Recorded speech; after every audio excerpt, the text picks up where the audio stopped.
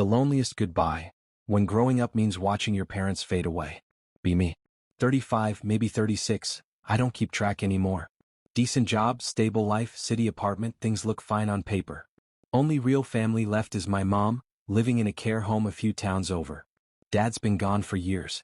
She's the kind of woman who never complained, until her body started to betray her. The first time I noticed something was wrong, she called to tell me she'd lost her keys.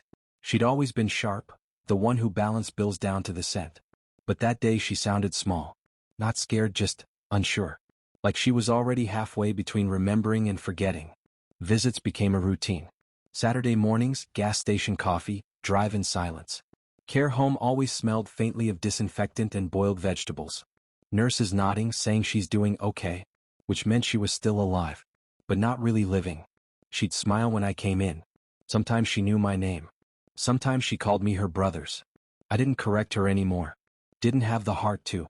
There's a point where you realize the truth only hurts both of you. The last year was the hardest. Her room got smaller. Or maybe I just started noticing the walls. TV always on some old game show. Curtains drawn even when it was sunny. She used to garden, she used to love sunlight.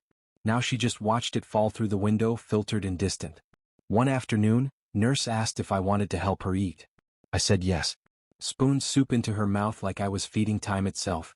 Every few minutes she'd drift off mid-chew. Then blink awake, embarrassed. "I'm sorry, dear, I'm so tired lately." She said it like an apology. I said, "It's okay, Mom." But inside something cracked. Because she sounded like she was already leaving. I started staying longer after work. Sometimes just sitting beside her bed.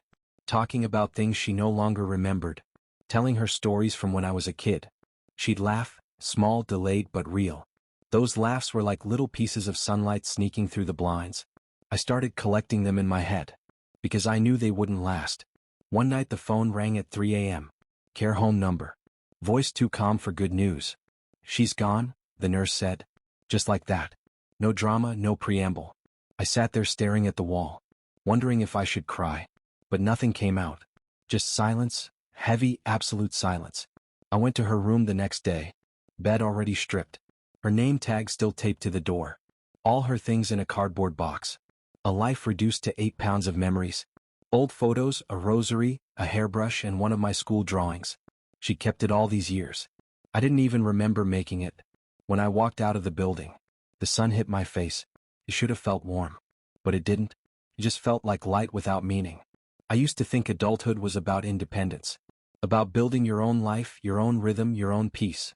But watching her fade taught me something different. Growing up isn't about becoming free. It's about learning how to live with the echoes of all the people who made you who you are. Even when they're no longer here to remind you. I still drive past the care home sometimes. Windows glowing like soft lanterns in the dusk. Inside, other sons and daughters are visiting. Holding hands with the people who once held them. And I think, maybe the real measure of love isn't how much we give, but how quietly we show up, even when the world stops noticing. TFW, the only goodbye that really stays with you is the one you never got to say.